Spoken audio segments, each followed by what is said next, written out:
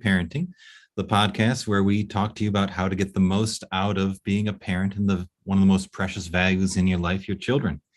I'm Kyle Steele, the head of school at VanDamme Academy, and I'm joined by the woman whose wisdom is as grand as the collection of dresses in her closet, Lisa VanDamme, the founder of VanDamme Academy and mother of 4. And we also have a very special co-host today, I see. Just for a moment, I thought I would bring her along. Yeah, I'm home today with a sick child. She's recovering now, but she's been sick for a couple of days. So I asked her, what does it mean to be a good mom when your child is sick? Do you want to tell them what you said? No. No? Okay. She said it means you skip work. And the other part of it was her being sick at this moment led to a kind of interesting parenting situation, because being sick right now meant there was a strong possibility that she was going to miss out on some very exciting things. Mm-hmm. What were you going to miss out on?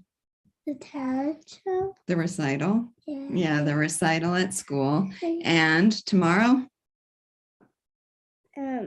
Secret Santa. So these were very big events in the life of a 7-year-old child.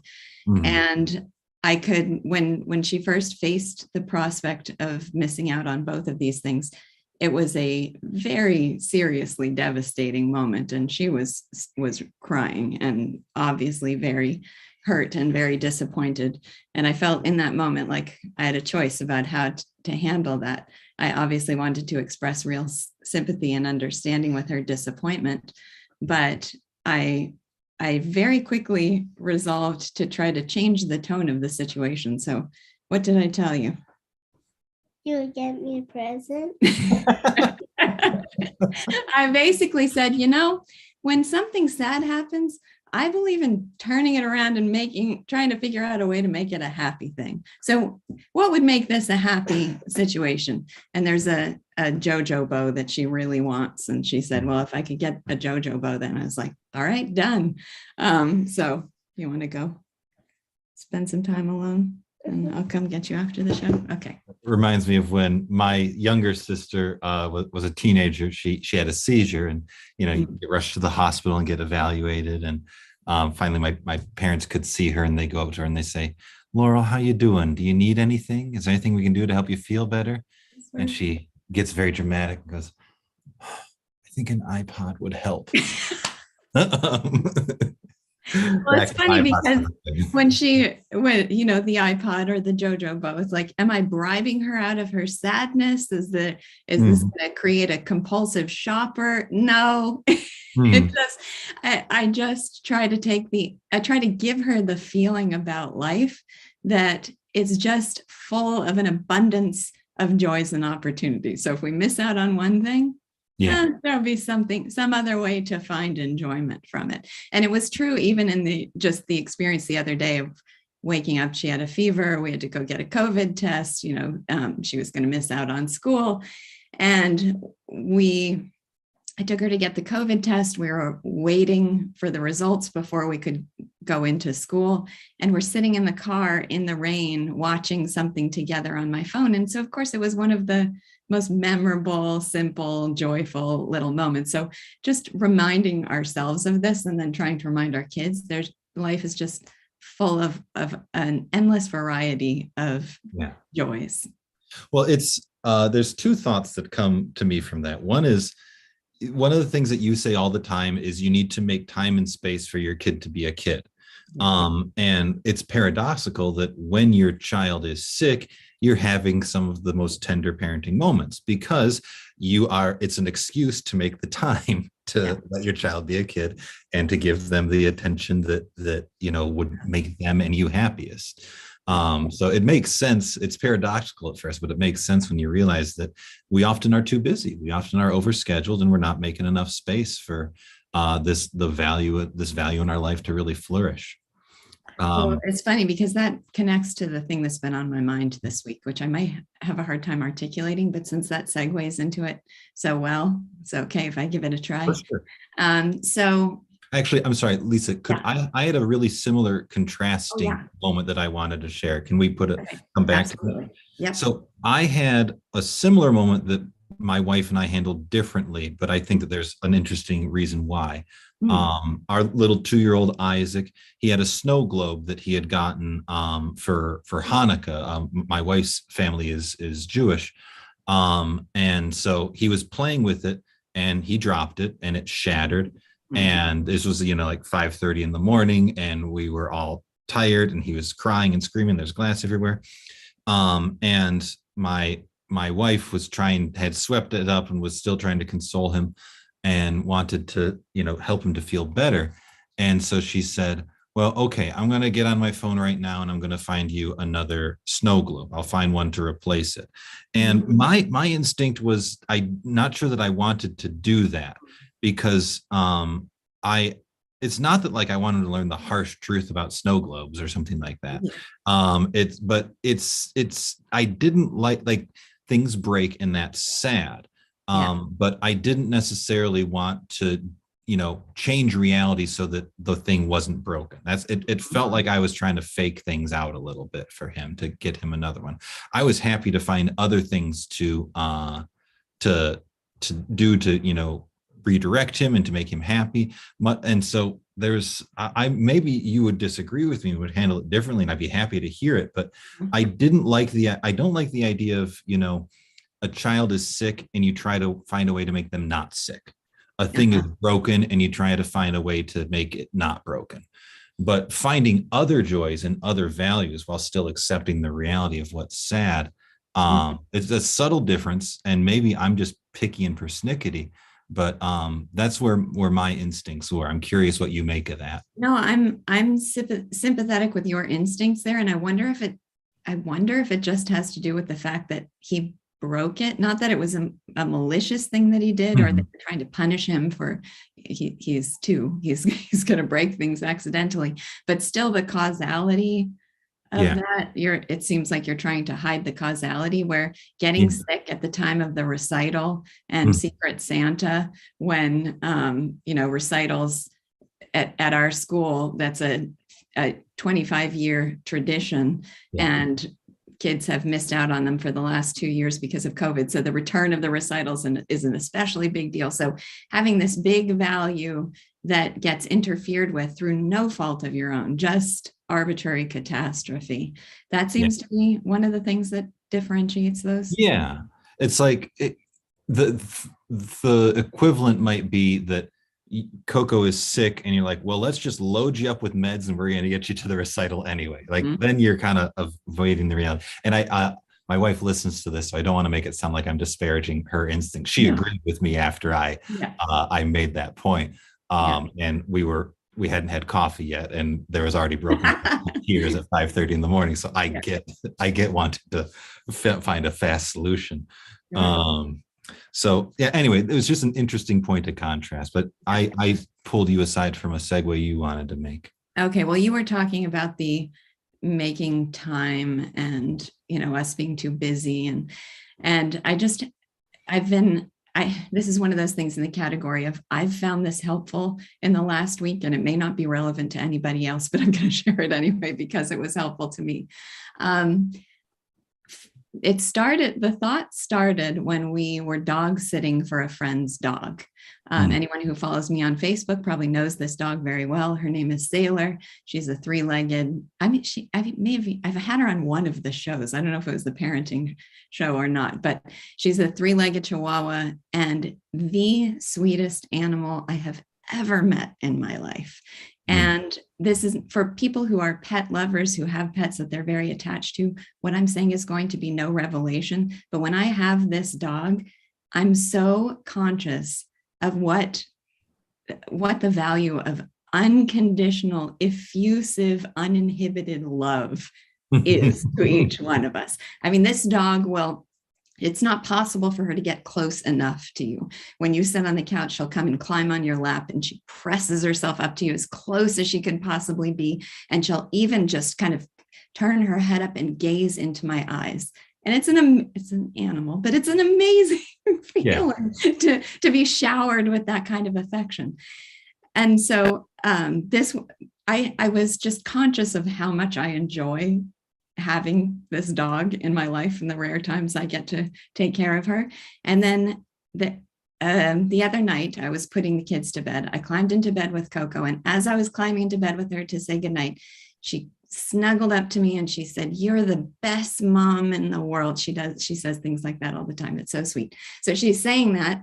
And as she said it, I accidentally kicked her with my big toenail, and it hurt a lot. And she started, her sentence was interrupted by sobbing because I had hurt her. And I was just like, wow, what perfect timing.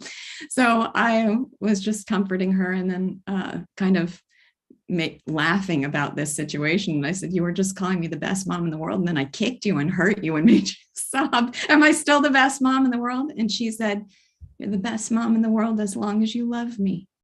Oh. And it was just her impulsive way of expressing what makes me to her the best mom in the world. But it made me conscious in that moment that is the most important thing I can do for her. The most important thing. And so aside from the having enough time to spend with our kids being too busy, there's also the getting too much in your head about whether you're doing the right thing for them. Am I providing them with enough opportunities? Am I teaching them the right lessons? And all of those things. How do they compare academically or sports wise to other kids? Yeah. All of those kind of performance-y, very checklisty things. Yeah. So this was a good reminder to me that my most important job as her mom is to love her and to do that as consciously and what's the term in psychology? Mindfulness, to do it as mindfully as I possibly can. So that's been a good kind of thing to have in the back of my mind, especially as the holiday season approaches.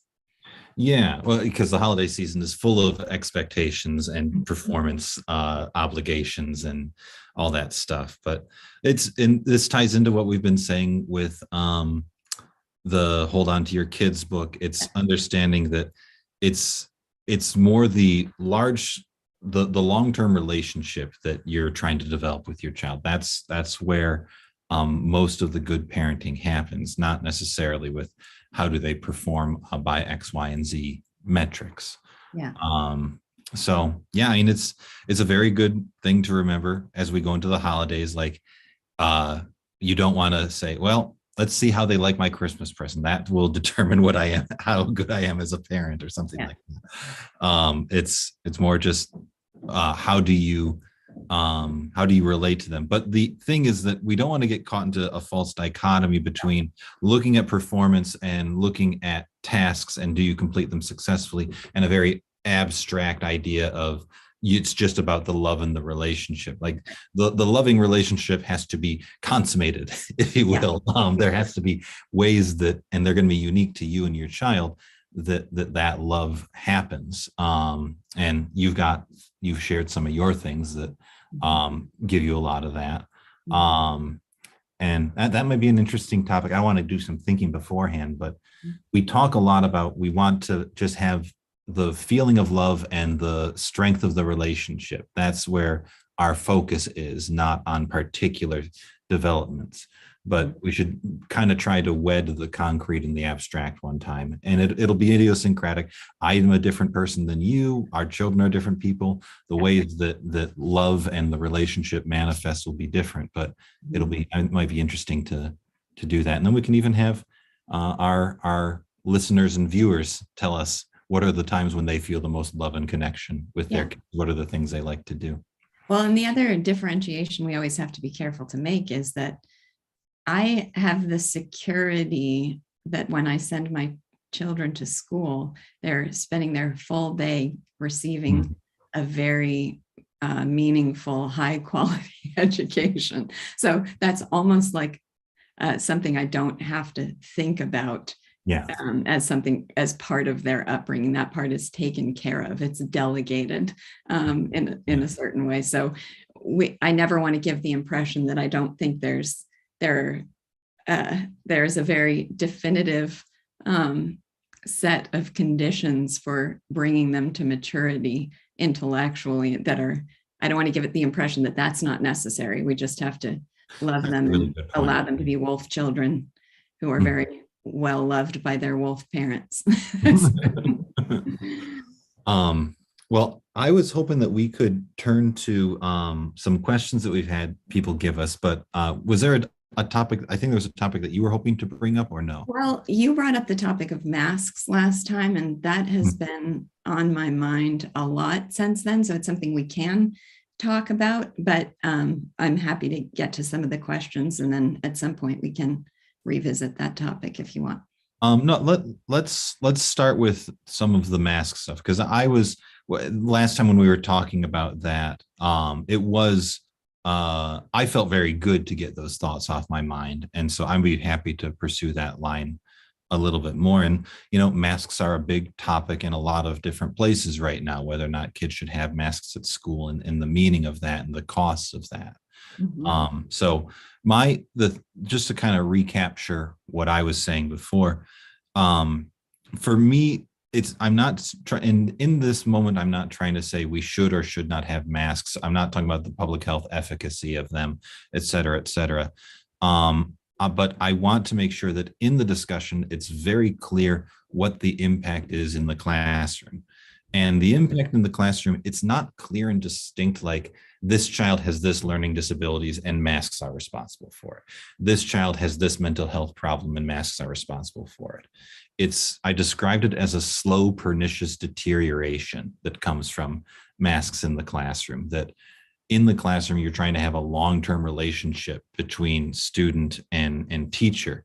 And that to have a mask on the whole day where you can't see their face, they can't see your face, it deteriorates that relationship. The teacher has to push harder to, communicate affection and attention and so forth to the children.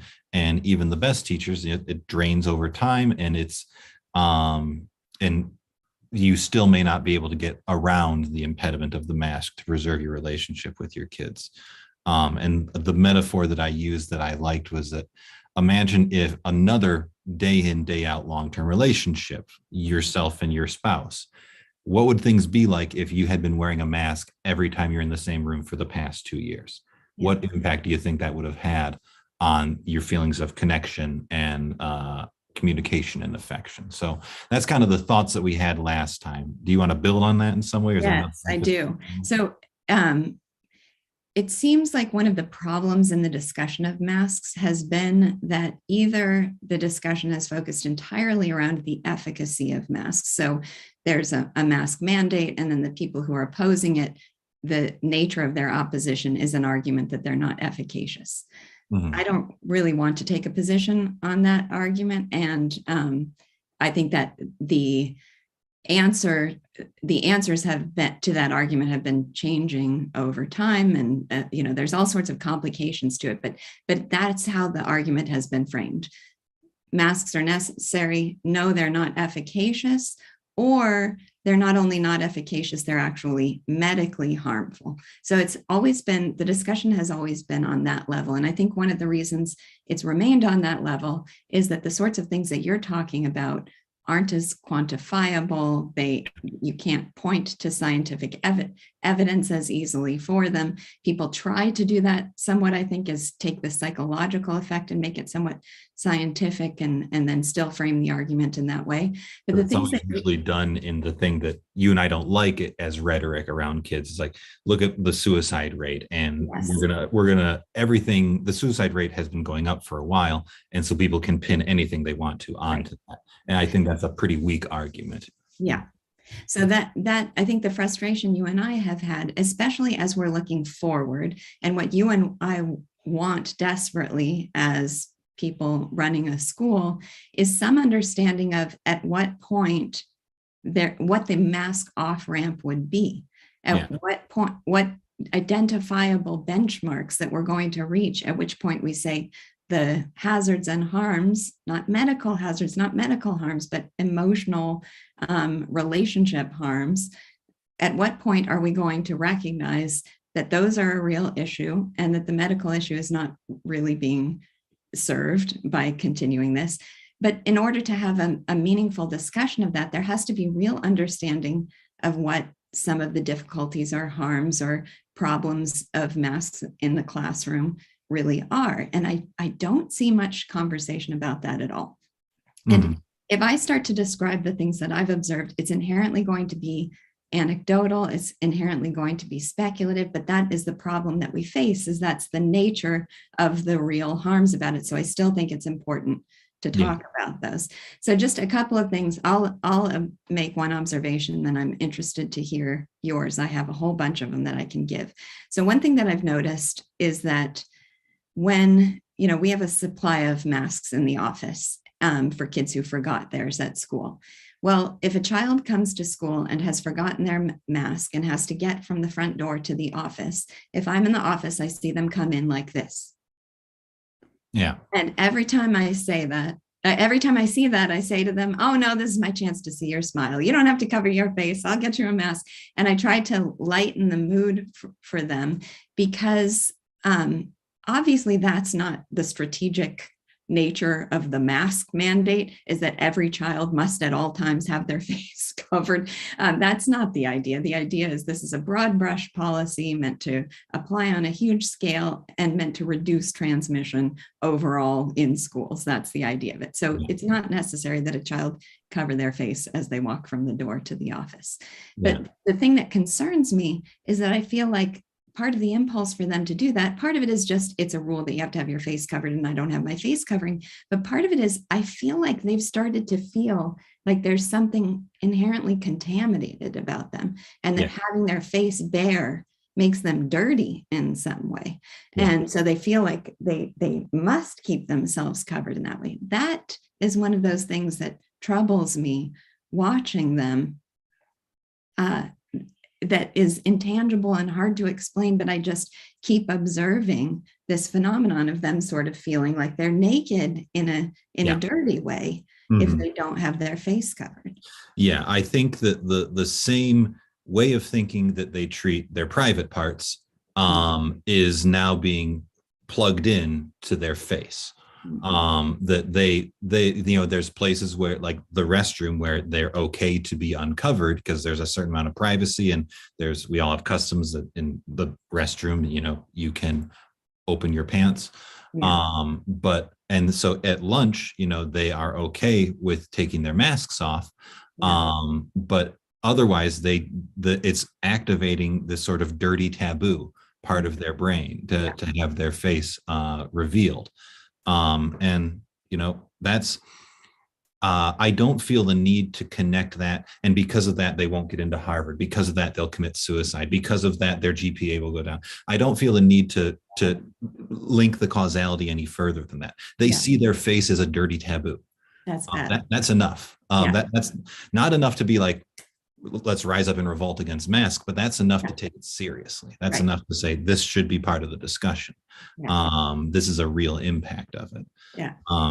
So another observation was from our recital practices the other day. So as I mentioned, for the last 25 years, I've had biannual recitals for the school. All the kids in the whole school get up on stage and recite poetry. This year, they will be reciting them through masks. And when you and I held the recital the other day, I'm sorry, the rehearsal for the recital the other day, you at one point whispered to me, it's going to be tough for the parents to understand what they're saying, because it's hard to hear, it's hard for them to enunciate clearly enough with these new unfamiliar words when they have the masks over their face. And I said, well, it might be a good experience for everybody to see that for a moment, what we see on a daily basis in day in and day out. I noticed the other day when I was conducting class, for the most part, I'm so focused on the content of class that it kind of is on the periphery of my awareness. But I did notice the other day the number of times that I have to ask someone to repeat themselves. And if you calculate the like totality of time wasted with me having to ask a student, I mean, at least 20 times a class to repeat what they said because it's hard for me to make out their words. That is a real detriment to the flow of the class environment. Yeah. The addiction that you were talking about, I don't just think that they're muffled by the mask too. I also think that Mhm. it's affecting language acquisition, because the rehearsal was very interesting because we got to see each grade go one at a time and recite things. And what I noticed is that the diction was more poor than normal in like kindergarten through second grade or third grade. And it's because they're at an age where they're still learning how to speak, and you need to be able to see people's mouths to learn how to speak. And so they have more words they encounter are unfamiliar, and they're going to be learning them less precisely because they can't see mouth movements. And then what I noticed as kids got older, by the time you get to junior high, there wasn't really a diction problem, but kind of in the upper elementary, they had a very hard time pronouncing unfamiliar words. So most of their vocabulary they can articulate very well, but if there's an unfamiliar word because it's, you know, a 19th century poem that they're reciting, their diction is slipping on that. And so, you know, is that the biggest impact in the world? No, but there's these are real costs to the classroom to wearing a mask. Yeah. Another oh shoot, there's another thing related to masks that's a cost in the classroom that I want to just Well, I had one other, go if you ahead. want to share that, and then you can think of yours. So I have noticed, so I teach 7th and 8th grade. They're adolescents, pre-adolescents, and it's often an awkward transition time for them. And it's the time that they start to become self-conscious about their appearance. That's just, you know, the reality of that age. And one thing I've noticed is that, so we were filming a music video outside, and there were a couple of kids, this happened at graduation last year too. There were a couple of kids who, even though we were outside, did not want to take their masks off. And when I asked them about it, it wasn't for health reasons that they didn't want to take their masks off. They had become comfortable hiding their faces behind their masks. Now, of course, that hurts my heart just to hear them say that, because I want to see their beautiful faces. But also, I do think that exposure therapy is part of what's necessary to get them beyond that, for them to feel those apprehensions, but for them to see that the people around them don't really react to the things internally that they're telling themselves are inadequate about their appearance. The people around them just love them and respond to them as a person and see them as beautiful, whatever flaws they might be self-conscious about. So I think you have to experience that to come to that realization. And they're exercising habitual avoidance. They've been given this tool to avoid that exposure by just feeling like they want to hide, and so hiding. Well, so there's that side of the adolescent social dynamics where they get to hide themselves and they kind of can be protective. There's also the kind of the inverse of that because everyone's wearing masks, they don't get to see the full impact of their words because people can hide their hurt. So if feelings are getting hurt, people don't need to leak that because it's behind the mask. And so this is something I heard, not with regard to masks, but when there was a school district near us that was online all last school year, no option to be in person. And when especially teenage girls were showing up in person and they could see the impact of their words on their peers, they were having breakdowns because like they didn't realize how much they were hurting. All the stuff that they said via text, they couldn't see the emotional impact of it. And the same thing is true. Like we have we leak emotions for a reason. Like evolutionarily speaking, we have these micro expressions that reveal the way that we feel for a reason, and it's for social calibration. It's to make sure that people that are together in a group can find a stable status quo where they can get along well together.